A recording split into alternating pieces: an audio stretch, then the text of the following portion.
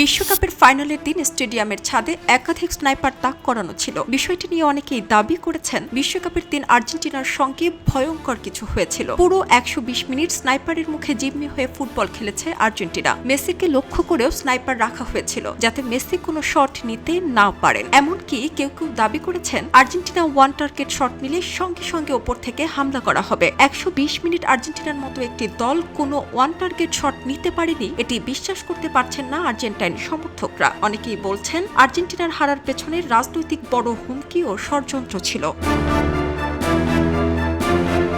এর মধ্যে ঘটে যায় আরও একটি সন্দেহজনক ঘটনা। ফাইনালের ম্যাচে মেসির বলা একটি কথা সামাজিক মাধ্যমে ছড়িয়ে পড়ে। ভিডিওটিতে দেখা যায় মাঠে নামার আগে ড্রেসিং রুম থেকে বের হওয়ার সময় দলের উদ্দেশ্যে মেসি বলছেন, চলো সবাই শান্ত থাকো, শান্ত থাকাটাই সবচেয়ে গুরুত্বপূর্ণ, সবকিছু ভুলে যাই, শুধু খেলি, শুধু খেলাটার কথাই ভাবি। ভিডিওটি ছড়িয়ে পড়ার পর অনেক সমর্থক প্রশ্ন তুলেছিলেন, ঠিকই ভুলে যেতে বলেছিলেন মেসি, কি এমন ঘটেছিল সেদিন? ফাইনালের আগে কি দলের ভেতরে কোনো সমস্যা হয়েছিল নাকি স্পেনের পক্ষ থেকে কোনো অভিযোগ? ঠিক কোন ঘটনা নিয়ে চিন্তিত ছিলেন মেসি?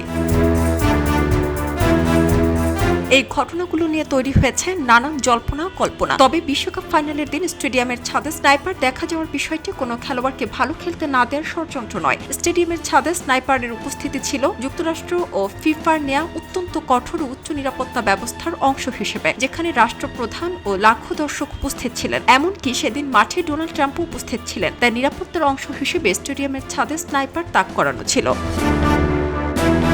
সারা জেরিন, খবরের কাগজ, স্পোর্টস। খবরের কাগজ, নিখাত, নির্ভীক, নিরপেক্ষ।